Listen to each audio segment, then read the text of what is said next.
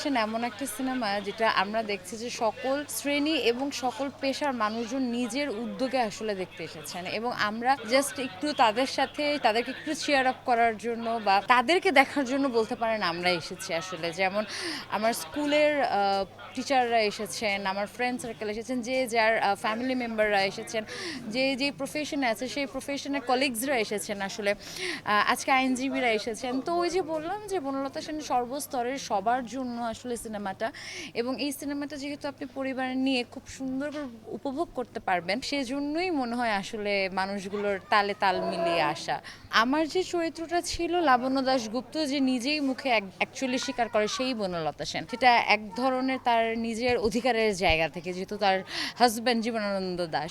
তো যখন আসলে আমার কাছে স্ক্রিপ্টটা এসেছিল, যখন আমি লাবণ্য দাশগুপ্ত চরিত্রটা পেয়েছিলাম, গতানুগতিক আমরা লাবণ্যকে যেভাবে উপস্থাপন করে এসেছি অন্যান্য কাজে, আমরা দেখেছি একটু নেগেটিভিটিটাই বেশি স্প্রেড করা হয় আসলে লাবণ্যকে নিয়ে। কিন্তু আমার কাছে যখন স্ক্রিপ্টটা এসেছে তখন আমার কাছে মনে হয়েছে যে না, লাবণ্যরও আসলে কিছু দায়বদ্ধতা ছিল, লাবণ্যরও আসলে কিছু শখ আহ্লাদ ছিল যেটা সে পূরণ করতে পারেনি। তো সেই কারণে সমাজের মানুষের কাছে তাকে ভিলেন করে তোলাটা বা লেখকের জীবনে লাবণ্যর জন্য কোনো কিছু হয়নি এই ধরনের একটা ভুল মেসেজ ডেলিভার করাটা আমার মনে হয় যে আসলে একটু যারা বিশ্লেষক ছিলেন তাদেরও কিছুটা ভুল থাকলেও থাকতে পারে। কিন্তু আমার কাছে যখন লাবণ্য দাশগুপ্ত চরিত্রটি এসেছে, আসল ফল থেকে তৈরি সম্পূর্ণ প্রিজারভেটিভ মুক্ত ফ্রুটিকা, পিওর মানেই ফ্রুটিকা।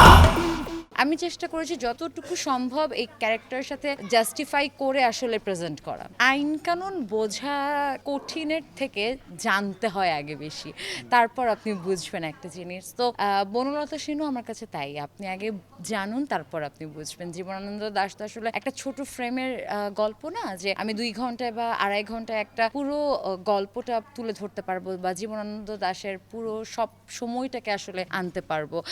হাজারটা সিনেমা, হাজারটা নাটক আসলে বানানো যাবে তার গল্পকে কেন্দ্র করে, তার জীবনকে কেন্দ্র করে বা তার জীবনের গল্পগুলোকে কেন্দ্র করে। তো সেখানে আসলে 2 ঘন্টা 16 মিনিটে বা 18 মিনিটে আমরা কতটুকু অনস্ক্রিন আনতে পেরেছি সেটা একটু কঠিন হলেও হতে পারে।